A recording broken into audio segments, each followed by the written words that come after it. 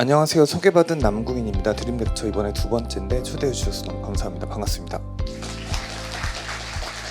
네, 여기 방금 제 사진이 너무 잘 나왔죠? 네, 저는 소개받은 대로 의사입니다. 그래서 서울의 목동에 있는 이대 목동병원 응급의학과에서 지금 임상주 교수로 일을 하고 있고, 권역응급의료센터라는 곳에서 일을 하고 있어요. 권역응급의료센터는 우리나라에서 가장 중한 환자를 볼 수 있게 만들어 놓은 30개의 병원 중에 하나예요. 그러니까 가장 상위 병원입니다. 그래서 저는 여기에 출근을 합니다. 이게 사람의 직장이라는 게 믿어집니까? 어쨌든 여기 참. 네, 그래서 여기 이렇게 출근을 하고, 저도 직장이니까 제가 일하는 이 공간이 있어요. 이게 지금 가운데 자리가 제가 앉아서 근무하는 자리입니다. 저는 저기 출근해서 24시간 정도 연속해서 근무를 합니다. 제 오른쪽에 앉아있는 분들은 레지던트 선생님들이고요. 제 말하자면은 지도 학생들에 가깝죠. 그래서 저 친구들은 24시간 저랑 같이 계속 일을 하니까 저 친구들한테는 대단히 지금 안 좋은 직장이죠. 딱 붙었죠, 지금. 그리고 이 컴퓨터 화면에 지금 이 권역응급의료센터에 환자들의 모든 정보가 다 실시간으로 뜹니다. 그래서 마치 그 병원에 찾아가면은 의사들이 컴퓨터만 보고 있는 거 아니야? 뭐 이런 느낌을 받기도 해요. 그게 저 정보를 우리가 전부 다 쉐어하고 공유를 하기 때문입니다. 그래서 이 화면에서 보시면은 몇 개의 전화기들이 있는데, 이 전화기가 제가 근무하는 권역응급의료센터 근방에 약 5km에서 10km 내에 어떤 사건 사고가 벌어지면은 무조건 저 전화기로 다 오게 됩니다. 그래서 저기 제 자리 앞에서 이제 모니터가 저기 붙어 있죠. 저 모니터가 저 응급실에 있는 환자의 모든 바이탈 사인을 이제 보여주는 거예요. 권역응급의료센터에 누워 있는. 그래서 저걸 이렇게 늘 보고 있다가 그 하트레이트가 안 좋은데, BP 떨어지는데, 그러면은 저기서 드라마에서 나온 것처럼 이렇게 와다다 뛰어가는 겁니다. 그래서 중앙구역에 눕기도 하고 이런 거예요. 그래서 이 반경에 이 전화기들이 반경에 뭐 간혹 주변에 살인 사건이 났다, 누가 추락을 했다, 교통사고가 나서 뭐가 이렇게 뭐가 팔다리가 뭐 소실됐다, 뭐 이런 것들이 전화로 오는 거예요. 정말 이 근방에 있는 불행을 전달하는 전화기들입니다. 그리고 뭐 또 다이나믹한 이런 사건들이 있어요. 한 번은 얼마 전에 한 50대 남성이 이 앞에서 그 기운이 없다면서 이렇게 걸어와서 배를 누르고 쓰러졌어요. 과당. 하는데 나가봤더니 심정지예요. 죽었어요. 그러니까 죽기 전까지 걸었다가 배를 누르고 쓰러져 죽은 사람인 거죠. 그래서 이렇게 여기서 간호사 선생님이 막 소리를 지르길래 나다 뛰어나가서 환자를 업고 들어왔어요. 진짜 심정지더라고요. 그래서 죽어 있어요. 이렇게 눈을 뜨고. 그래서 심폐소생술을 하면서 이제 노력을 하는데, 우리는 이제 이 죽음의 전문가들이기 때문에 죽음의 원인을 추리해내야 됩니다. 그래서 심장마비가 가장 흔한 원인인데, 사실 심장마비는 가슴이 너무 아파요. 짓눌리는 듯이 아파요. 그것 때문에 이 가슴이 아프다고 하지 않았고 기운이 없다고 했으니까 심장마비 아닐 것 같다. 그럼 뇌출혈인가? 근데 뇌출혈인 사람이 뇌출혈은 의식을 바로 잃어버리기 때문에 걸어서 올 수가 없어요. 그래서 뇌출혈도 아닐 것 같다. 그러면 위장관 출혈인가? 라고 생각을 해서 항문에 손을 넣어서 직장 수지 검사를 했습니다. 그래서 꺼내봤더니 변 색깔이 시꺼매요. 이게 안에서 이게 피가 터져서 그 피를 자기가 소화시키면은 시꺼매지는 거거든요. 위장관 출혈이었구나. 이게 계속 위에서 피가 새서 그것 때문에 점차 버티다가 결국은 피를 잃어버리고 죽기 직전에 배를 누른 사람이구나. 이렇게 이제 추리를 했어요. 그래서 해결책은 피를 주는 겁니다. 간단해요. 피를 주면 돼요. 그래서 피를 8개를 신청을 해서 이 환자한테 부었어요. 34분 만에. 그리고 이 사람은 돌아왔어요. 진짜 죽어 있다가 갑자기 눈을 깜빡이면서 이렇게 막 말하기 시작했어요. 그래서 진짜 생과 사가 이렇게 갈리게 됩니다. 그리고 죽음을 추리해내서 막아내는 역할도 하고 있어요. 그래서 이 환자분을 제가 어쨌든 살린 게 저는 나름대로 좀 의사로서 보람차기도 하고, 그래서 이제 병동에 이제 치료받고 계신데 한번 인사드리러 가봤어요. 나중에 그 궤양이 되게 심해서 돌아온 걸로 이렇게 판단이 됐었거든요. 그래서 제가 인사를 드리러 가서 이렇게 안녕하세요, 제가 그때 응급실에서 이렇게 살렸던 의사입니다, 이렇게 인사를 드렸더니 기억을 못 하시는 거예요. 사람이 죽었다가 돌아오면은 이 메모리가 이렇게 날아가가지고 누가 살려낸지 기억을 못 하세요. 그래서 참 보람이 없는 직업이구나 했었습니다. 그래서 이 병원이지만 정말 사회의 일부예요. 그래서 사람이 아프고 불편한 모든 걸 다뤄요. 그래서 언제 사람들이 아프고 불편한가를 거꾸로 볼 수가 있는 곳이 응급실입니다. 그래서 가령 교통사고가 박살났다. 그러면은 우리는 교통사고가 나면은 그 119 대원분들이 와서 어디론가 환자분들을 싣고 가죠. 그 어디론가를 담당하고 있는 거예요. 그래서 어떻게 구체적으로 얼마나 다쳤고 이런 것들을 보는 거죠. 자, 밖에 폭풍우가 몰아닥친다. 그러면은 길엔 아무도 없어요. 폭풍우를 맞고 싶은 사람은 없으니까. 그런데 병원에 가보면은 그 폭풍을 맞아서 다치고 오토바이 타는데 넘어지고 뭐 유리창이 깨져서 이런 어떤 뭐 사건 사고의 모든 그 결과물들이 여기 모이게 되는 겁니다. 자, 그래서 응급의학은 가장 전문 분야가 심정지예요. 일단 죽은 사람. 그러니까 기본적으로 바깥에서 가장 험한 꼴 당한 사람을 보게 돼요.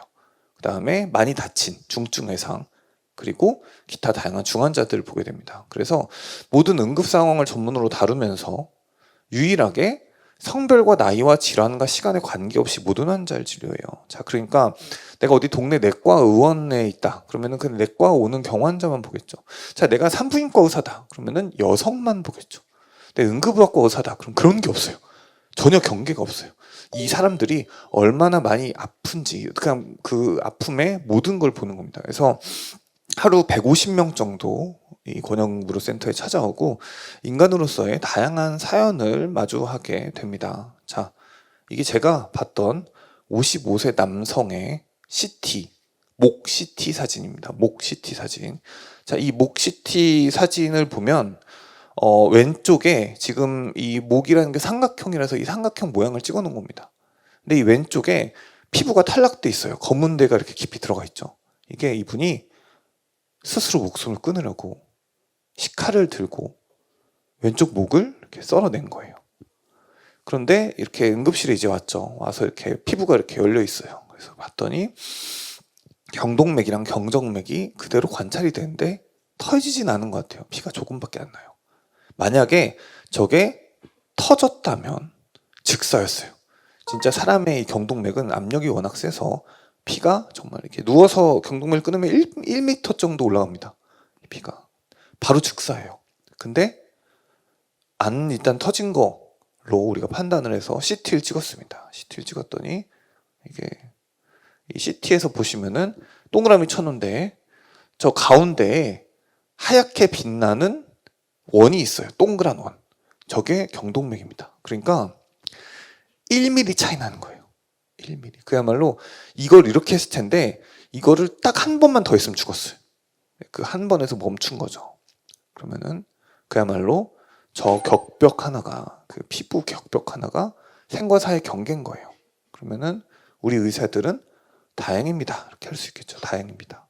그래서 아 다행이네요 라고 얘기를 하고 이렇게 덮어서 이렇게 저희가 그러면 이제 할 일은 뭐예요? 꿰매주는 거죠. 이렇게 꿰매드렸습니다. 꿰매드렸는데 꿰매드리면서 저는 한 가지 사실을 알게 됩니다. 이 사람에게 이제 가족에게 연락을 하려고 핸드폰을 열었더니 핸드폰에 연락처가 한 개도 없어요. 그러니까 지인의 연락처가 없어요. 그래서 사정을 들었더니 이분이 20살에 교통사고를 당했어요. 그래서 하지마비가 됐습니다. 그 상태로 30년을 살고 계신 거예요. 그러다 보니까 수급자가 됐고, 그러니까 그 기초 수급자가 됐고, 부모님은 다 떠나셨고, 그 다음에 친구는 당연히 다 떠났고, 가족이 없어요. 그러니까 지금 요양원에서 나라에 지정된 곳에서 그냥 지정된 밥만 먹으면서 외출하지 못하고 죽을 때까지 지금 30년을 살고 있는 거예요. 누워서 한 자리에만. 일어나지도 못해. 그러면은 죽고 싶겠죠. 그래서 나름대로 이분은 탈출하려고 했던 겁니다. 그렇죠. 이게 그 격한 시도는 그것 때문이었어요. 근데 우리 의사는 보고 아 다행이네요 살았으니까 하고 제가 이거를 실제로 꿰맨 다음에 그 요양원 그분이 누워 계시던 그 자리에 그냥 다시 보냈어요. 자 그러면은 저게 진짜 생과 사의 경계라고 볼 수 있는가? 이런 생각이 다시 들더라고요. 다시 그런 생각을 해보게 됩니다. 인간으로서의 사연은 너무 당연해서 이렇게 그냥 어떤 기사 하나를 가지고 얘기를 한다든지 어떤 결과를 하나를 가지고 이렇게 이야기를 할 수가 없어요. 그 와중에서 많은 생각을 하게 됩니다. 전 소개받은 대로 에세이 작가입니다. 이런 병원 이야기들을 각색해서 허구의 것으로 포장해서 에세이를 장르를 쓰고 있어요. 이 에세이라는 장르는 어쨌든 개인적인 장르이기 때문에 의사가 쓴 에세이는 어떠한 현실을 갖출 것이라고 독자들은 믿고 실제로 그거에 근거를 해서 쓰고 있습니다. 다만 어쨌든 제가 모든 사실들을 정확히 다 얘기를 한다면은 이건 의사윤리에 어긋나겠죠. 그래서 이런 고민들을 해서 허구로 포장을 해서 에세이라는 장르 안에서 쓰고 있습니다. 그래서 현재 이렇게 3개의 책을 병원 이야기를 주제로 한 책은 3개의 책을 냈어요. 만약은 없다, 지독 하나로, 제법 안 온한 날들입니다. 이게 시기상으로 이렇게 7년에 걸쳐서 제가 냈는데 처음 작품들은 그냥 이 참혹함을 보아라, 이 우울함과 이 죽어가는 사람을 보아라, 이런 방식으로 주장을 많이 했어요. 실제로 제가 힘들던 시기에 썼고요. 근데 점차 저는 이 에세이 작가로서 권역응급의료 현장에서 많은 사람들의 고통을 보면서 조금 공공선에 가까운 영역의 이야기를 해야겠다. 내가 정말 불쌍한 사람들 너무 많이 보는데 이런 것들을 제도를 바꾼다든지 어떠한 이 참혹함을 알릴 수 있는, 그래서 뭔가 누군가에게는 도움이 될 수 있는 이야기를 해야겠다 라고 해서 지금까지 제법 안 온한 날들은 그런 얘기 많이 들어가 있고 이런 이야기들을 하고 있습니다. 가령 헌혈 같은 겁니다. 헌혈. 자, 여러분들이 헌혈을 합니다. 대단히 좋은 행위예요. 그리고 공익적인 행위일 겁니다. 하지만 그 피가 구체적으로 어떻게 누가 쓰는지는 몰라요. 그리고 누가 수혈을 받는지도 몰라요. 그런데 저는 알죠. 전 바이탈거사니까요. 앞서 그 유장관 출혈인 환자가 8개의 수혈을 받고 살아났습니다. 8개 수혈을 받았다는 뜻은 8명이 일부러 시간을 내서 자기 피를 나눠줬다는 뜻이에요. 이전에. 그래서 한 사람이 살아난 거예요. 전 이런 이야기를 할 수가 있죠. 전 실제로 옥도창에 RBC 이렇게 치면은 혈액원에서 피가 나옵니다. 그래서 사람들을 그 피를 써서 얼마나 이게 숭고한 행위인지, 어떻게 이 피로 구체적으로 사람을 살릴 수 있는지 이야기를 할 수 있는 입장에 있어요. 그래서 이런 방식으로 문장을 쓰는 겁니다. 당신이 헌혈한 자리에는 다른 인간의 생존에 필요한 물질이 남는다. 그것은 반드시 생명이 위태로워 수혈이 필요한 누군가에게만 쓰인다. 세상에서 타인을 돕는 방법은 무궁무진하지만 그중 헌혈은 오로지 인간만이 할 수 있으면서도 분명하게 물질이 남는 봉사다. 이 단순한 교환은 다른 어떠한 존재도 대체할 수 없는 인간과 인간이 나누는 분명한 인류애다. 이 문장은 실제로 헌혈 캠페인에 쓰였습니다. 이런 방식으로 불행한 사람들을 보면서 공익을 고민하고 있습니다. 본격적으로 이제 이야기를 해볼게요. 제가 학창 시절이었어요. 저는 수업을 듣고 있었습니다. 여러분의 위치처럼 제가 수업을 저 뒷자리에서 듣고 있었어요. 근데 노 교수님이 와서 의대생에게 이런 강의를 하셨습니다. 그 강의는 ICD라는 개념에 대한 것이었는데 별로 어려운 개념은 아닙니다. International Classification of Disease예요. 그러니까 모든 생각할 수 있는 진단명을 이 ICD라는 툴 안에 넣어놓고 전 세계의 모든 의사가 환자를 치료할 때 이 진단명 툴에서 하나 찾아서 넣는 겁니다. 이 환자가 감기로 왔어요. 그러면은 감기 이렇게 쳐서 넣는 거예요. 근데 다양한 상황들이 있겠죠. 다양한 환자들이 있겠고. 그래서 ICD를 찾아보면 정말 별게 다 나와요. 연인과 헤어짐 뭐 이런 거 나와요. 거주지 없음, 우주선과의 충돌도 나와요. 나중에 쓸 일이 있을지 모르니까. 그래서 이런 얘기들을 갑자기 교수님이 하시다가 이런 이야기를 하시는 거예요. 전 세계적으로 근데 이 ICD라는 툴 안에서 가장 많은 사람의 죽음과 연관된 진단명이 있다. 그거 하나를 맞춰봐라. 가산점을 줄게. 근데 우리 가산점 좋아하잖아요. 그러니까 고혈압이요, 당뇨요, 뭐 난리가 났어요. 암이요. 근데 전부 다 아니었어요. 교수님의 답은 빈곤이었습니다. 실제 저게 있어요. 가난. 실제로 전 세계적으로 봤을 때는 우리가 뭐 이렇게 고혈압으로 죽고 당뇨로도 죽고 하지만 실제 우리 남반구, 일명 남반구라고 칭하는 그 저개발 국가들은 우리나라 평균 수명이 83세인데 그 나라 수명 40대, 50대 이래요. 그러면은 같은 인간인데 그 나라에 태어났다는 이유로 30세 일찍 죽어요. 그러면은 이 30세 일찍 죽은 게 뭐 교통사고로 죽기도 하고 무슨 대기 오염 때문에 죽기도 하고 노동 이렇게 죽기도 하겠지만 궁극적인 원인 자체가 가난이다. 그 사람들의 모든 죽음은 다 이게 책임이 있다. 이거를 적어도 아는 의사가 되라 라고 설명을 저에게 해주신 거예요. 그래서 이렇게 말씀하셨습니다. 의사는 생명을 연장하기에 앞서 인간을 돌보는 존재입니다. 여러분이 이 진단명을 일생 쓸 일이 없더라도 이 세계에서 벌어지는 다수의 고통을 절대로 잊으면 안 됩니다. 저는 여러분이 이 하나의 진단명을 마음속에 새기고 기억하는 일이 이 복잡한 학문을 떠나 인간을 이해하는 한 명의 인간이 되기 위한 마음가짐이라고 믿습니다. 라고 훗날 작가가 된 제가 그 이야기를 각색을 해서 썼어요. 그래서 이 유명한 책들입니다. 왜 세계의 절반 굶주리는가? 가난 사라지지 않는가? 이게 실제로 우리 인간들이 만든 많은 제도와 이런 탐욕 때문에 인간들이 절반 이상은 굶주리고 가난해서 죽어간다는 그런 유명한 보고서죠. 이걸 다 알고 있습니다. 알고 있음에도 세상은 바뀌지 않아요. 실제로 저걸 기억하는 저는 의사가 됐습니다. 자, 의사는 사실 여러분들이 선망하는 직업일 거예요. 여러분들보다 여러분들 부모님이 더 선망할 수도 있어요. 왜냐하면 경제적으로 여유가 있고 그리고 뭔가 이렇게 사람을 치료한다는 이런 좋은 뭔가 영향도 평생 받을 수가 있기 때문이죠. 근데 막상 사람들이 선망하지만 의사들이 봐야 하는 환자들은 가장 아프고 가장 나는 사람들이에요. 특히 저같이 이런 곤욕응급의료 센터에 있는 사람들 그래요.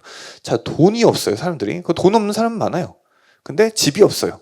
그래서 고시원에서 의식을 잃었는데 그 고시원 주인이 이제 이렇게 딱 열어보고 의식이 없고 깨워도 안 일어나니까 응급실에 들고 와요. 근데 그 사람 짐까지 다 들고 와요. 그 다음에 치료를 하든지 말든지 알아서 하고 어쨌든 치료가 다 돼서 의식 찾으면은 방 뺐으니까 돌아오지 말라고 해라. 이렇게 하고 가요. 그럼 실제로 치료를 해도 퇴원시키면 길에 나는 거예요. 그걸 보낼 수가 없어요. 그게 되게 흔한 얘기입니다. 그리고 가족은 당연히 없어요. 그냥 핸드폰에 그 죽었는데 제가 그래서 죽으면은 저희도 핸드폰을 풀 방법이 없으니까 이렇게 지문 이렇게 해서 풀어요. 시신 갖다가 이렇게. 시신 갖다 지문 풀어보면은 정말 연락처가 5개 들어있고 어디 뭐 다 지물 싸고 뭐 정말 끔찍한 사회적 위기에 처해 있는 분들이 많습니다. 그리고 여러분들 의료보험은 당연히 있는 거잖아요. 여러분들 부모님도 그렇게 생각할 겁니다. 의료보험 당연히 있는 거죠. 보험 없는 사람이 되게 많아요. 그리고 저번에 그 본드를 마신 40대 남성이 왔는데 이분을 입원시키려고 봤더니 원무과에서 얘기하는 거예요. 이분은 신분이 없대요. 신분이 없대. 그러니까 신분증이 말소돼서 국가에서 이 사람을 모르고 있다는 거예요. 어떻게 그럴 수 있는지 모르겠죠. 그게 가능해요. 그분은 결국은 본드 마셔서 저희가 죽을까봐 입원시켰더니 저희 중환자실 간호사들 전부 다 살해하겠다고 위협한 다음에 자위퇴원해서 갔습니다. 이런 식이요. 투석 안 받으면 죽어요, 사람이. 말고 신부 전에 투석 받지 않으면 죽습니다 했더니 아, 그렇군요, 잘 됐네요. 그러니까 집에 가요. 저 위암입니다. 위암 2기라서 지금 수술 받으면 살립니다. 아, 지금 제가 빚이 많아서 여기서 입원을 하면은 빚쟁이들이 저를 죽일 겁니다. 그러면은 어차피 죽는 건 빠르니까 그냥 나가서 빚을 갚다가 암으로 죽겠습니다. 진짜 갔어요. 그리고 암 사기로 왔어요. 1년 있다가. 그래서 돌아가도 다시 그런 선택을 할 겁니까? 그랬더니 어쩔 수 없을 때 그때. 자기 그때 여기서 입원하면 죽었다는 거예요. 이런 사람들은 이런 사람들이 왜 생기는지 이런 것들을 고민할 수밖에 없게 돼요. 게다가 자, 코로나, 우린 지금도 이것 때문에 마스크 쓰고 있죠. 코로나는 국제적 위기가 닥쳤습니다. 근데 지금까지 역대 역사를 통틀어서 모든 이 전염병과 위기는 사실 이 약자들을 공격하지 강자들을 공격한 적이 단 한 번도 없어요. 단 한 번도. 자, 코로나19에 심화된 자산 양극화 뭐 이런 건 사회적 문제니까 그냥 잠깐만 얘기하고 넘어갈게요. 근데 가난할수록 많이 죽었어요. 코로나 걸려서. 제가 봐도 그래요. 건강한 사람도 코로나 걸려서 굳이 죽을 거 없어요. 그런 사람들은 어떻게 기대 연명이 있으니까 저희 같은 의사들이 다 살려놓습니다. 근데 그냥 원래 노약자들 원래 그리고 병원에 자주 가야 되는 사람들 병원 문턱이 높아져서 못 들어와요. 그래서 가난할수록 그냥 많이 죽었어요. 그냥. 자, 그래서 이게 여러분들이 꼭 기억해야 할 대단히 절망적인 표입니다. 저희는 의사는 과학자예요. 사회과학, 그냥 그 자연과학을 담당을 하고 있습니다. 이것도 자연과학의 일부인데 이 표는 미국에서 나온 표인데 평균 수명과 돈을, 재산을 비교한 표예요. 그러면은 이건 랜덤일까요? 아니면 돈이 많은 사람이 더 오래 살까요? 왠지 돈이 많은 사람이 더 오래 살 것 같죠. 그래서 통계를 내본 거예요. 확실히 압도적으로 돈이 많을수록 오래 삽니다. 특히 이 소득 하위 1% 봐봐요. 떨어져 있죠, 점이. 이 소득 하위 1, 2%는 그냥 그 평균보다 2, 3년 정도 무조건 일찍 죽어요. 그런 사람들은 오래 살아남을 수 있는 방법 자체가 없어요. 이게 앞서 말한 그 가난과 모든 죽음이 연결되어 있다는 거라 일맥상통하죠. 그래서 이런 것들을 우리는 기억을 해야 됩니다. 이거는 자연과학으로 그냥 입증된 거예요. 우리가 슬프지만 이거를 입증해 버렸어요. 통계적으로. 자, 그 다음 산업재해 이야기를 해볼게요. 자, 산업재해 여러분들 그냥 많이 듣죠? 그냥 누가 죽었다 뭐 이런 식으로 많이 듣죠. 그래서 그냥 저도 그냥 뉴스를 소비하는 사람이면은 아, 산업재해가 났구나. 아, 이렇게 또 죽었구나. 불쌍하다. 뭐 이렇게 얘기할 수 있겠어요. 하지만 저는 이 산업재해를 당한 피해자들을 실제로 보고 살려내려고 노력해야 하는 사람입니다. 제가 옛날에 공단 근처에 있는 병원에서 근무를 했습니다. 오래 근무를 했어요. 그래서 그 공단에 사고가 난 사람들이 찾아왔습니다. 제가 지금까지 가장 지옥이다라고 아직도 기억하는 순간이 있는데 한 공장에서 나트륨 주물을 만지다가 그 주물이 폭발해서 현장에 있는 7명의 사람이 산채로 불탔어요. 근데 심지어 아무도 안 죽었어요. 99% 3도 화상으로, 그러니까 구운 거예요. 그냥 직화로 구운 거예요. 그 상태로 왔습니다. 근데 저희 병원이 가장 큰 대학병원이라서 3명이 왔어요. 근데 저희 하필 그 중앙구역에 3명만 누울 수 있는 중앙구역이에요. 그래서 그 셋을 동시에 눕혀놨는데, 그러니까 바싹 탄 사람 3명이에요. 그 살탄 냄새가 상당히 독합니다. 우리 고기 굽는 냄새 이런 게 안 나요. 그냥 직화로 구운 거잖아요. 매캐한 진짜 탄 냄새가 납니다. 그리고 이게 똑같은 자세를 취하고 그 관절이 굳어버리니까 그 자세로 이제 눈도 타서 이제 못 울어요. 그 상태로 이렇게 막 온몸에 털은 다 타 있어요. 당연히 옷까지도 하나도 없어요. 그 상태로 살려달라고 누워 있는데 의사들이 그거를 그 직화로 탄 검댕을 제거를 해야 됩니다. 오염원이 되니까. 그러면은 자 이제 옷을 입고 가서 장갑을 끼고 그 사람의 피부를 이렇게 닦여서 말하자면 목욕을 시켜야 돼요. 근데 사실 말이 그거지. 사람 탄 이 재를 뒤집어 쓰고 그리고 그 사람 얼마나 아프겠어요. 말도 안 되는 고통인 거예요. 그거는 그냥 고문이에요. 고문실. 그래서 그걸 하니까 이제 차라리 죽여달라고 막 하는 거예요. 결국은 다 돌아가셨고. 이런 것들을 보게 됩니다. 이게 뭐 지금도 이게 뇌리에 있어요. 어쩔 수 없이 뇌리에 있어요. 자, 이건 재작년에 났던 사건입니다. 이천 물류창고 화재 사건. 48명 사상. 그중에 20여 명이 죽었어요. 자, 이런 참사를 직접 한번 보고 막아내려고 했던 사람은 이 기사를 보면 끔찍한 생각이 안 들 수가 없겠죠.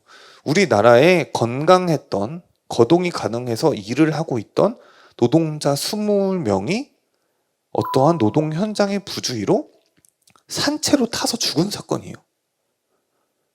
이걸 직접 겪은 사람들은 이 트라우마에서 벗어나기가 어렵습니다.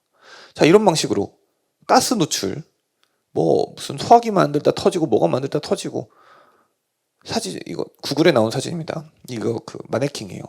사지 절단은 너무 흔하죠. 어디 뭐 롤러에 넣고 뭐 그 고춧가루 빻는 기계에 넣고 어디 뭐 템포에 그 진짜 사지와 몸체를 어떻게 저렇게 누를 수 있구나, 저렇게 압축될 수 있구나를 보게 돼요. 자, 교통사고 이런 트럭들 되게 위험해요. 자, 기본적으로 승용차는 본네트가 있는데 이거는 본네트가 없으니까 어디 충돌 꽝 하잖아요. 그럼 다리가 날아가요. 다리를 안 들고 와요. 대원들이. 그래서 아, 다리는 왜 안 들고 왔습니까? 그러면은 제가 봤는데 저 사이에 꼈는데 다리는 들고 와도 소용없을 것 같아서 그냥 왔습니다. 이렇게.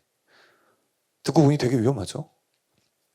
추락이 1위인데 추락은 뭐 그냥 직방입니다. 추락하면 어떻게 피할 수 있는 그런 게 없어요. 그냥 죽는 겁니다. 추락. 근데 우리 타워 크레인이나 뭐 건물 높은 현장이나 이런 데 되게 많죠. 되게 많이 보이죠. 그런 데서 정기적으로 사람이 실제로 떨어져 죽어요. 고층 빌딩 하나 죽는데, 하나 이렇게 50층, 70층 이런 거 죽는데 한 명도 안 죽기 대단히 어려운 일입니다. 보통 통계적으로 한 명 죽어요.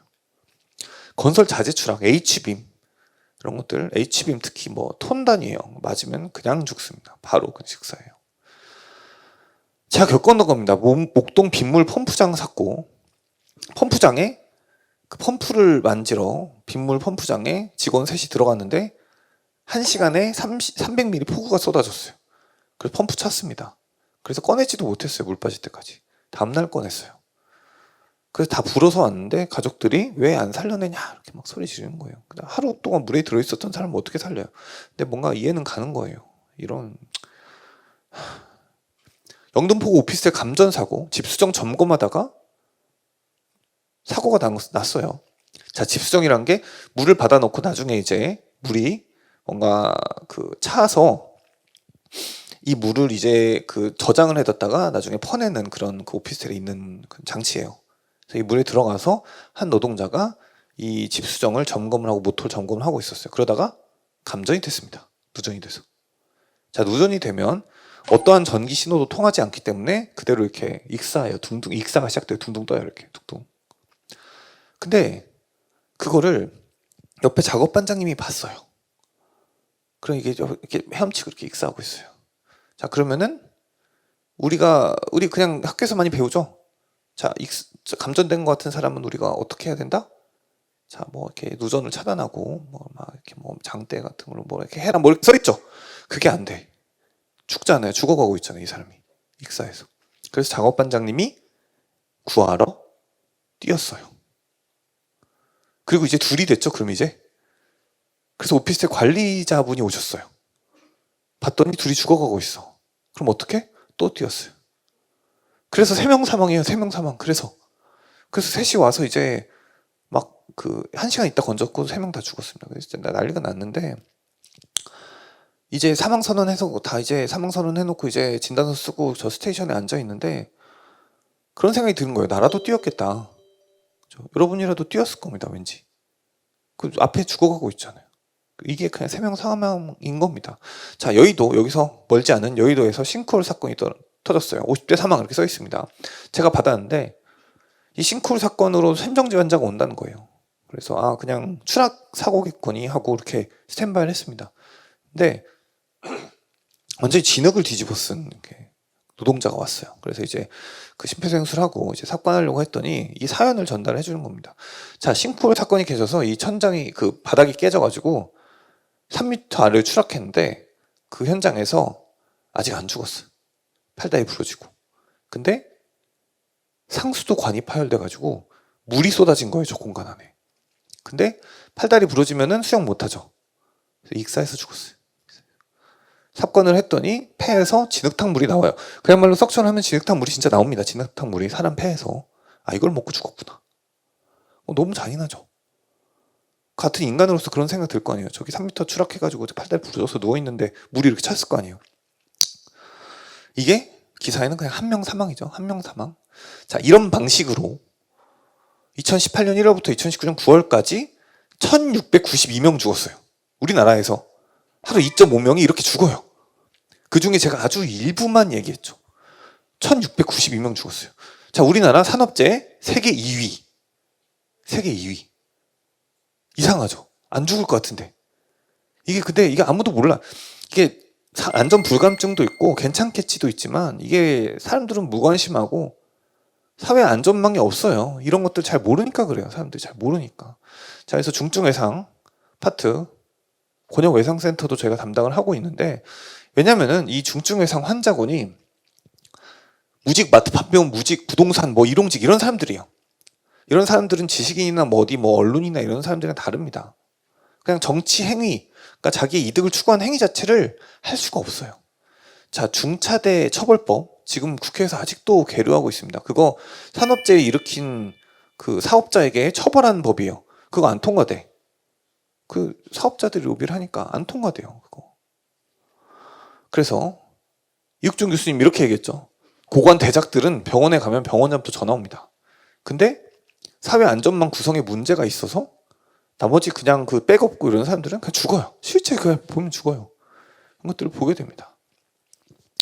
자, 그 다음 아동학대. 저는 아동학대 그냥 교과서로 배웠던 그냥 평범한 의사였어요. 근데 나중에 에세이스트가 됐죠. 그리고 저희 병원에서 이런 케이스를 보게 됩니다. 2016년에 4월에 있던 케이스예요.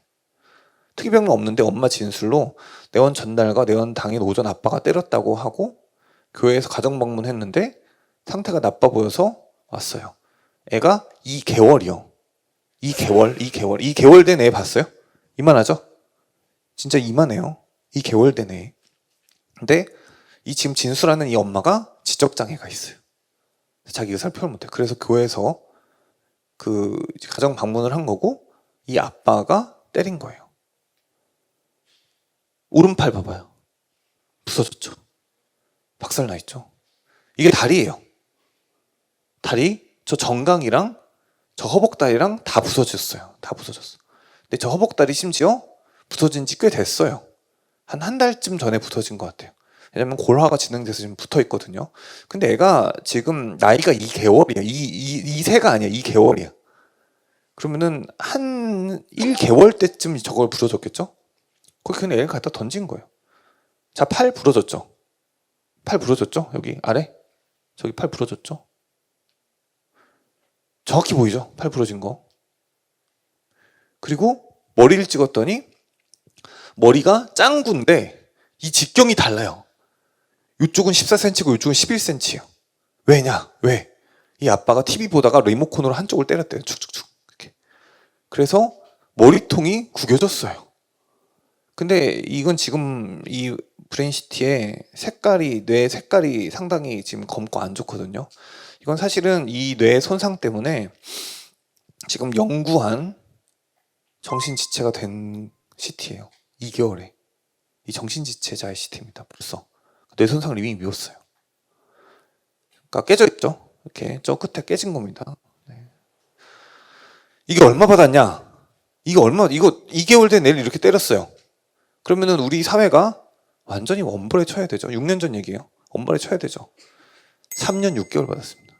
3년 6개월. 이거 괜찮아요? 이거 안 괜찮죠? 이거 완전 미치. 이 사람 지금 이거 죄값 다 치르고 나와서 살고 있어요. 이거 한 사람.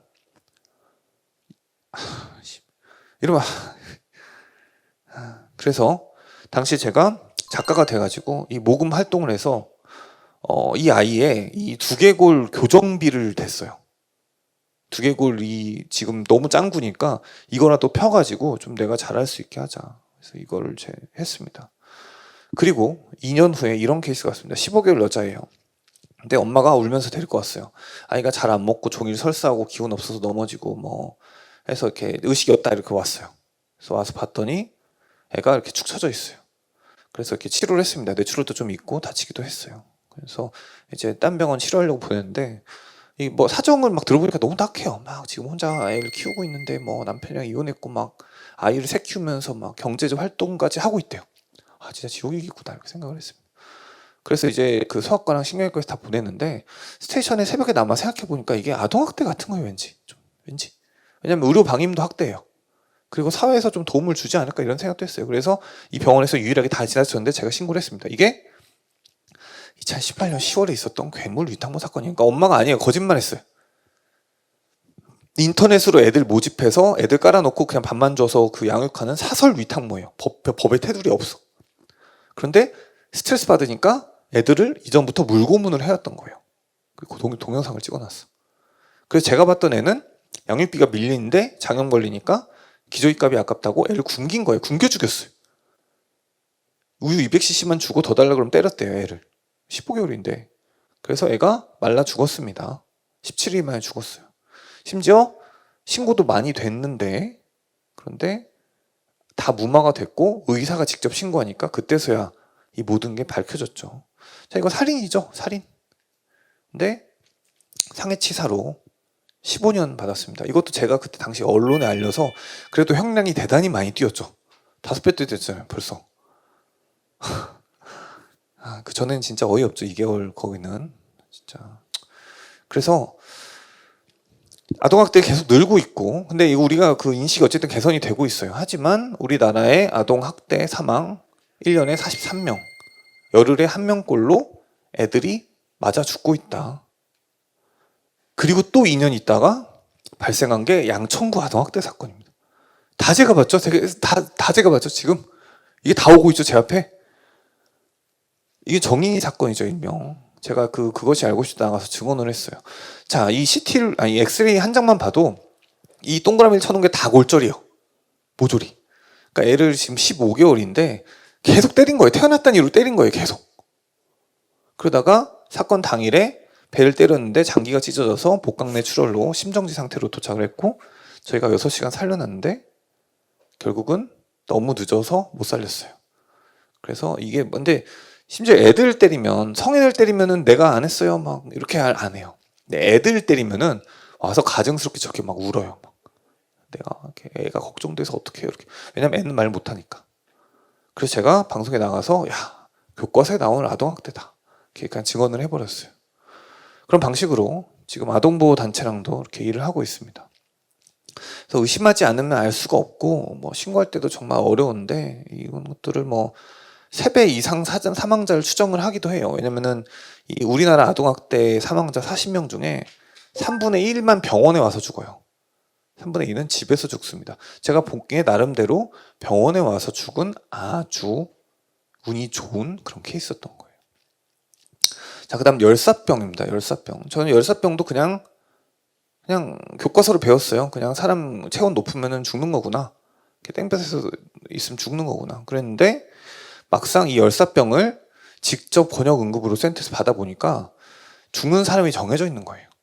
가장 대표적인 환자군이 폐지 줍는 할머니예요.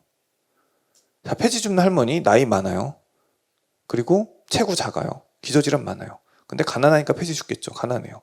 그래서 일을 안 한다는 옵션이 없어요. 근데 무조건 땡볕에 가서 직접 죽어야 돼요. 아니, 직접 주워야 돼요. 그러니까 근방에 폐지 줍는 어르신들이 모조리 다 오는 거예요. 근무하러 갔더니 진짜 모조리 다 오는 거예요. 모조리 다 쓰러져요. 더운 날. 그래서 야 이게 정해져 있구나. 진짜 뭔가 여유가 있는 사람이 약자를 도와야 되는구나. 이런 생각을 그 열사병 환자를 보면서 할 수밖에 없더라고요. 그 다음이 외국인 노동자고 그 다음 기저질환자예요. 그래서 환자군 다 고령이고 무직이죠. 게다가 5년간 오열 질환 응급실 사망자 절반은 70대 이상이에요. 그러니까 고령의 환자들이 사실 죽어가는 거예요. 고령의 환자, 약자들이죠, 약자들. 그리고 요새도 계속되고 있어요. 요새 없느냐? 절대 그런 거 아니에요. 7월에만 5명 죽었는데 이 5명은 전부 다 노동자였어요. 아까 산업재해랑 똑같은 얘기죠. 다 노동자였어요. 그래서 이 열사병 그 인터뷰도 많이 했었고요. 그래서 사회적 재난이다 이런 얘기를 드리고 싶고, 그다음에 죽음 그 자체도 제가 많이 보는데 이게 간단히만 얘기할게요. 압도적인 그 우리 수명이 상승하고 있는데 지금 83.3세예요 평균 수명이. 그런데 이 준비가 안 돼 있어요. 우리가 한 번도 이렇게 평균 연령이 높은 세대를 살아본 적이 없어요. 그래서 이 뭐 존엄사 안락사 우리가 이런 얘기들 많이 하죠. 하지만 막상 이 사전 연명 의료 요양서 이렇게 써 있어요. 연명 의료의 시행 방법 뭐 이걸 들었냐 이렇게 써놨는데 사실 노인들은 이거를 서류를 갖다 주면 이걸 이해할 수가 없어요. 그래서 이번에 바뀌었어요. 심폐소생술 인공호흡기 착용, 혈액투석, 항암제 투석 뭐 이런 식으로 서류를 바꿔놨는데 사실 이게 경우에 따라 다르고 또 노인, 죽음을 앞둔 사람이 이걸 다 이해할 수 있을 리가 없어요.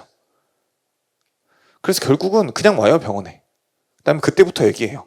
그러면은 보호자들 와서 누구는 해주세요, 누구는 해주지 마세요, 누구는 이거 치료해요. 결국은 노인의 의사를 떠나버려요. 그 해당자의 의사를 떠나버립니다. 그래서 어떻게 죽어야 하는지 사람들은 모르고 죽어요. 막 그냥 우왕좌왕하다가 그냥 떠나버려요. 죽음의 준비가 안 돼 있어요. 그리고 노인 고독사 문제. 이 고독사 하면 당연히 제가 다 보겠죠? 근방에 고독사 하는 사람들. 이 노인 고독사 문제 당연히 심각하고 죽음을 준비하지 않고 방치돼 있는데 본인들이 다 알지도 못하고 그래서 준비가 필요하다 이런 얘기들도 꼭 드리고 싶습니다. 자, 마지막으로 자살하는 사람들이에요. 자살하는 사람들. 저희 병원이 우리나라에서 자살자가 3번째로 많이 오는 병원이에요. 3번째로 많이 오는 병원. 하루에 5명 이상 방금 자살 시도한 사람들을 보게 됩니다. 이게 빈부격차에 오늘 얘기하고 싶은 가장 대표적인 문제, 가장 끝판왕이에요 이게. 자, 일단 통계 봅시다. 2021년에 13,352명이 죽었어요. 자살로. 하루 36명이 죽어요. 하루에 36명. 40 몇 분 만에 한 명이 죽습니다.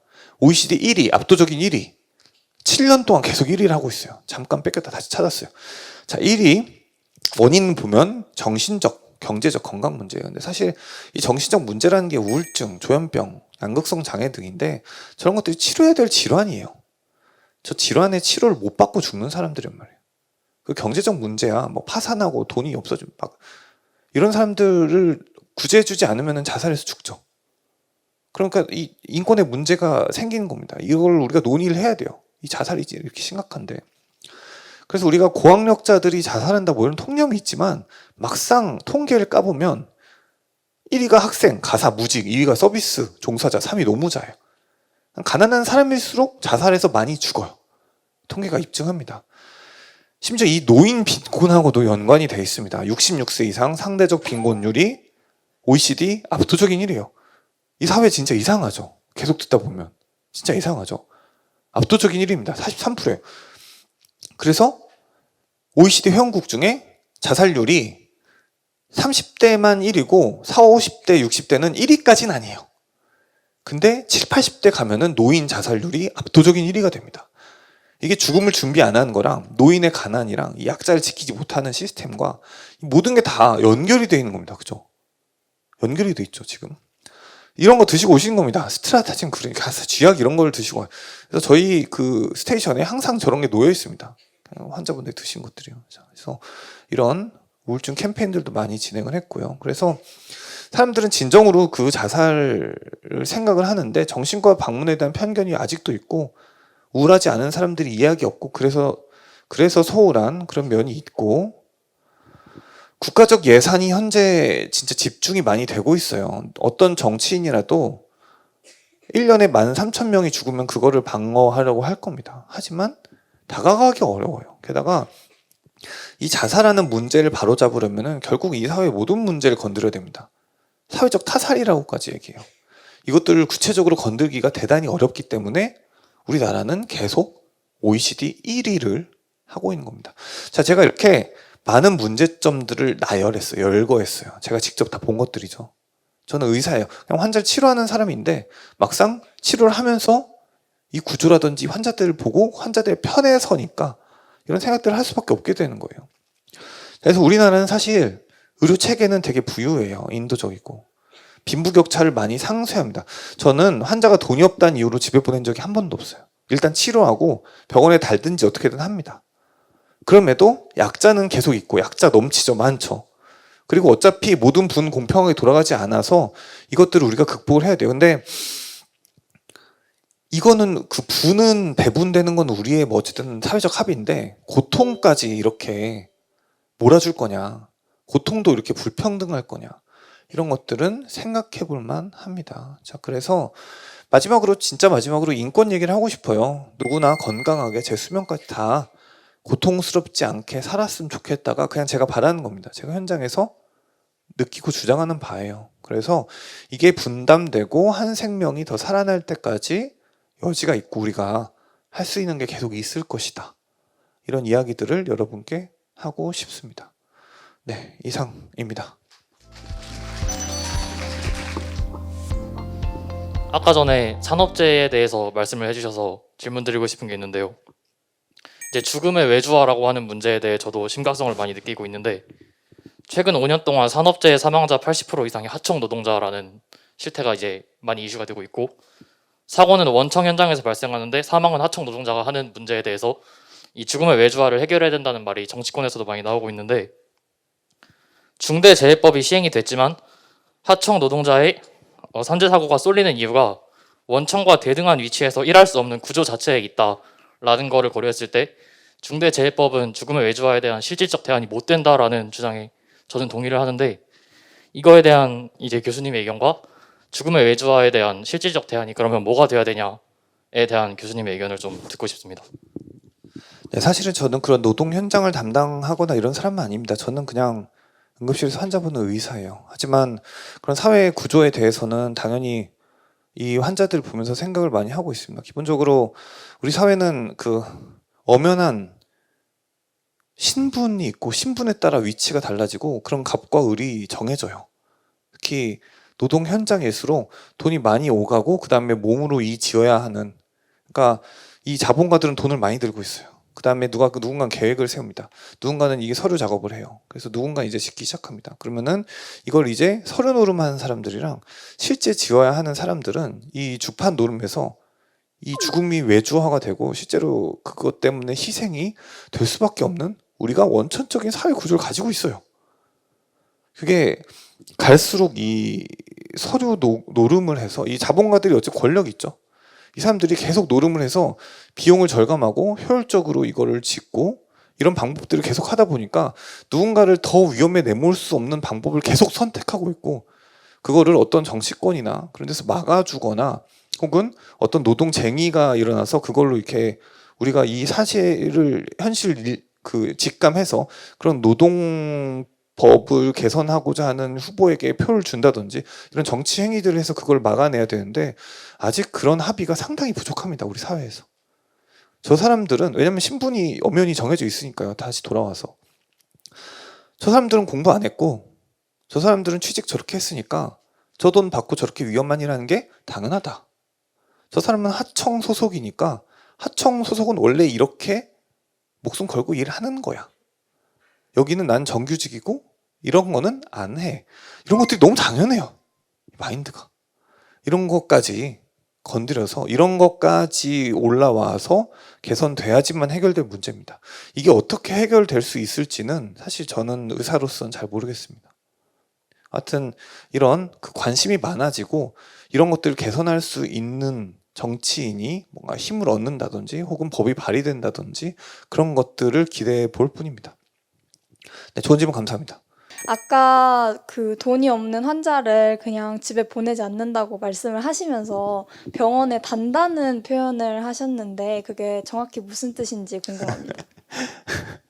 좀 옛날 말이었나 봐요. 그 내 이름으로 달아. 이게 그 내가 지불 보증을 하겠다. 약간 이런 겁니다. 원래 그 아저씨들이 술 마실 때 내 이름으로 술값을 달아놓고 먹는다. 뭐 약간 이런 그 관용 표현인데 그 표현을 병원에서 쓰는 거예요. 이 환자 치료비 내 이름으로 달 테니까 일단 치료해. 이렇게. 그래서 뭐 내가 나중에 내겠다. 뭐 이런 뜻이 그러니까 의사가 그냥 지불 보증을 해버린다는 뜻입니다. 그런 방식으로도 많이 해요. 실제로 이거 각서 되게 많이 썼습니다. 지금 요새는 근데 이런 지원들이 좀 나오고 뭐 해서 진짜 이 각서를 쓰는 일은 제가 작년까지만 써보고 안 써본 것 같아요. 올해는. 네. 그런 표현들을 실제로 하기도 합니다. 이 환자 의사들이 내가 내 돈에서 살리겠다 이런 것들.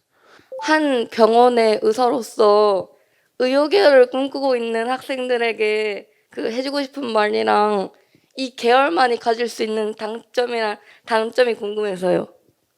장점이 아니라 단점이요. 장점이랑 단점이요. 장단점이요? 네. 아, 네네네.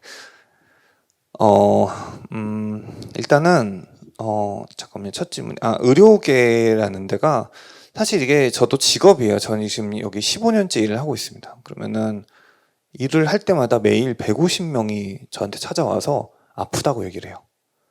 그러면은 이 타인의 고통이 상당히 안 느껴져요. 실제로 내 몸이 아니잖아요. 그래서 이 150명이 계속 찾아와서 아프다고 얘기를 하니까 그냥 내가 일이구나. 그러니까 공감을 하지 못할 뭐 그런 수도 있지만 그냥 일거리로 보이는 경우가 되게 많아요. 일거리다.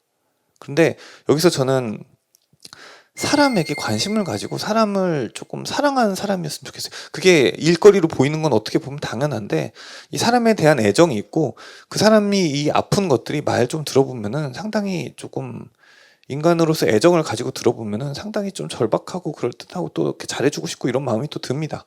인간으로서 이렇게 그 얘기들을 좀 상대방의 입장에서 이해를 하려고 하면은 그래서 끊임없이 상대방을 존중하고 사랑하려는 그런 노력이 필요합니다.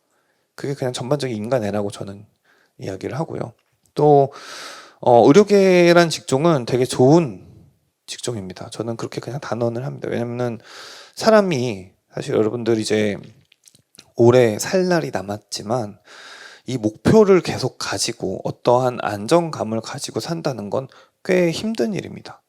그래서 내가 왜 사는가의 질문에 답하기가 생각보다 어려워요. 근데 가장 쉽게 답을 줄 수 있는 게 누군가를 돕는 거예요. 누군가를 돕는 게. 인간은 약간 누군가를 돕기 위해 약간 발전을 해왔어요. 도왔기 때문에 인간이 지금 이렇게 발전을 했다는 그런 과학 이론까지 있어요. 근데 의료인은 하여간 끊임없이 타인을 도와요. 자기 공부한 걸로. 근데 그런 데서 주는 어떠한 만족감이 뭐 경제적인 거나 이런 분야들 다 떠나서 인간에게 어떤 기본적인 살아가는 이유를 지속해서 줍니다. 그게 다른 직종은 할 수 없는 거예요. 실제 이 사람의 아픔과 생명을 살리니까. 그래서 이런 것들은 대단한 장점입니다. 인생의 목표를 생각보다 쉽게 찾을 수가 있어요.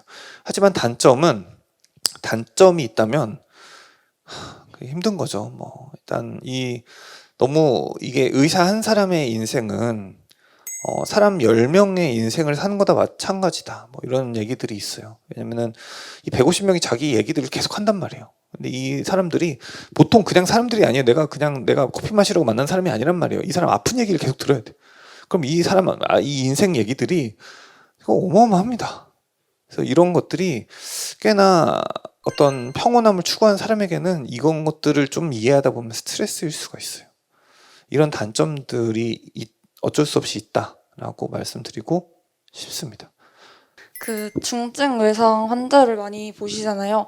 근데 그러면 정신적 스트레스도 많이 크실 것 같은데 왜 특별히 그 응급의학과를 선택하신 이유가 있는지. 네, 많은 사람들이 중증 외상을 보면 트라우마가 클 거라고 생각하지만 저희는 진짜 프로예요. 이 사회에서 그 깨지고 터진 사람을 보라고 교육받았어요. 공부를 했고 심지어 책임자예요. 제가 이 권역응급의료센터에 제가 근무를 하러 가서 제가 아이쿠 무서워, 아이쿠 두려워 이러면은 아무도 나설 사람이 없어요. 제가 책임을 져야 돼요. 그러다 보면은 사실은 이 인간으로서의 징그러움은 그냥 뒷전이 되게 됩니다. 아예 생각조차 안 나요. 생각조차. 그래서 이런 트라우마나 그런 거는 현실적으로 없는 편입니다. 자, 우리나라에서 1년에 응급의학과 의사를 하겠다고 손을 들어서 들어온 사람이 1년에 100명쯤 됩니다. 100명. 1년에 100명. 그 사람들이 피 못 보고 팔다리 부러진 거 못 보는 사람이 그 100명 중에 있을 수가 없어요. 기본적으로 그 사명감을 가지고 들어온 사람들이에요. 자, 그래서 막상 괜찮습니다. 프로고 저희는 사회적으로 그런 책임이 있는 사람들이에요. 그래서 그런 것들을 잘 해낼 수 있습니다. 이 사회의 많은 부분은 또한 그렇게 돌아가고 있습니다. 어떠한 한 프로그램에서 의사가 보기에는 학대 과정이 너무나 정확히 보인다고 말씀하셨었는데 학대 의심이 가는 환자들에게 대체로 어떤 공통점이 있는지 궁금합니다. 학대 가정에 대한 그러니까 아동학대 가정에 대한 공통점이요. 사실 저는 세이브 더 칠드런이라는 단체에서 계속 일을 하고 있는데 학대 가정에 대한 직접 통계를 우리는 많이 작업을 했습니다. 근데 통계를 내면 낼수록 특별한 가정에 어떠한 스테레오타입 이거는 학대를 하는 가정에 통계적으로 확률이 높은데 라는 게 무용하다. 별로 이 통계를 내봤자 소용이 없구나. 가령 이런 겁니다. 우리가 친모가 아니라 양모일수록 학대 확률이 높다. 이런 식으로 우리가 말하자면 통계를 냈다고 생각을 해봅시다. 실제로 근데 통계를 입증을 하지 못했을 뿐더러 그러면 우리가 양모라는 이유로 특별 조사를 해야 됩니까? 아니면 색안경을 껴야 됩니까? 그러면 안 돼요. 그럴 필요도 없고 통계적으로 맞지도 않습니다. 그래서 어떠한 그 학대 가정의 스테레오타입이라는 거는 저희는 굳이 그런 거를 문서화하거나 공문화하지 않기로 했습니다. 다만 현장에서 어쨌든 학대를 볼 때 이런 것들은 봅니다. 가장 중요한 거는 어쨌든 이 아이의 상태고 그다음에 성학대, 그다음에 육체, 그리고 방임, 그다음에 그 신체 정신적 학대를 보는데 이 관계가 원만한지 부모와의 관계가 두려워하면 어떻게 두려워하는 느낌이 아닐까 등등부터 아이의 위생, 그다음에 손상 부위, 다칠 수 있는가, 그리고 계절과 맞는 옷을 입고 있는가, 혹은 스레빨 입고 있지 않나, 영양 상태가 너무 뚱뚱하거나 너무 마르지 않은가, 등등 모조리 그 사항들을 다 고려해서 판단을 하게 됩니다. 그 교수님께서 의사라는 직업을 선택하신 이유와 그리고 의사로서 어떨 때 보람을 느끼는지 궁금합니다. 네, 저는 의사라는 직업을 사실상 저는 작가를 하고 싶었어요, 고등학교 때. 그래서 작가로 그냥 문예반에서 글을 쓰고 뭐 이렇게 했었는데 수능을 너무 잘 봐서 그래서 부모님이 그 성적표를 들고 갔더니 너는 그 의사가 될 소질이 좀 있었다는 거예요. 저는 한 번도 그렇게 생각해 본 적이 없는데 어머니도 심지어 20년간 한 번도 말씀하신 적이 없는데 성적표를 긋고 그렇게 얘기를 하셔가지고 게다가 어머니가 결정적으로 이런 얘기를 하셨어요. 뭐 이렇게 너 국문과, 문창과, 뭐 공대 이런데 여자들한테 인기가 없다. 의대 가면 너 인기가 진짜 많다. 그래서 그 말 듣고 아 내가 의사의 소질이 있었구나 생각하고 가게 됐습니다. 사실은 뭐 이건 여러분들에게 한 얘기니까 그냥 지나치게 실제 그 현실적인 얘기를 그냥 드리는 거예요. 뭐 제가 이렇게 의사로서 뭐 꿈이 있거나 뭐 그런 학생은 솔직히 뭐 아니었습니다. 하지만 막상 의사가 되니까 앞서 말한 것처럼 그 아픈 사람들이 계속 보고 그 사람들이 계속 뭔가 내가 체력이 있고 힘이 닿는 대로 이 사람들을 도울 수가 있어요. 그냥 가면은 아픈 사람들 천지예요. 이 사람들한테 내가 기운이 남으면은 돌아다니면서 말 한마디라도 해주면 이 사람들 도와요. 그런 감각들이 대단히 좋습니다. 그래서 저는 뭐 이렇게 의사를 꿈을 꾸고 한 건 아니지만 지금 15년째 이제 응급실에서 일하고 있고 대단히 나름대로의 보람을 이런 것 때문에 느끼고 있습니다. 사실 한국에서는 의대가 제일 입시가 치열하잖아요. 그래서 나는 다른 사람을 좀 더 생각하고 도우면서 살아가고 싶은데 막상 내가 해야 되는 것은 남들과의 경쟁에서 이겨서 1등급 또는 1등을 해야 되는 거잖아요. 그래서 내가 지금 고등학교에서 남들과의 경쟁에서 이겨서 의사가 되었을 때 과연 남을 생각하는 마음가짐이 남아있을 수 있을까 하는 고민을 항상 하거든요. 근데 이게 물론 고민을 좀 많이 하는 걸 수도 있지만 요즘 의대생 범죄 문제도 많잖아요. 그래서 의대생에게 인문학적 소양이 요구된다는 사실은 중요하다고 생각을 합니다. 그래서 교수님께서는 이러한 고민을 하셨을지는 모르겠지만 어떻게 해결해 나갈 수 있을지 궁금합니다.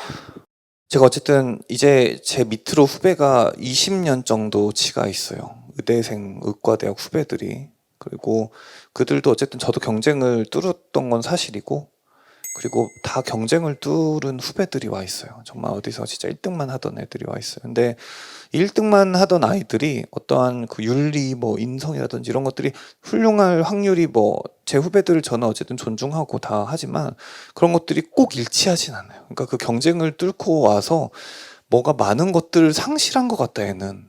내지는 인간을 볼 자격이 있을까 얘가? 뭐 진짜 이런 후배들도 간혹 있어요.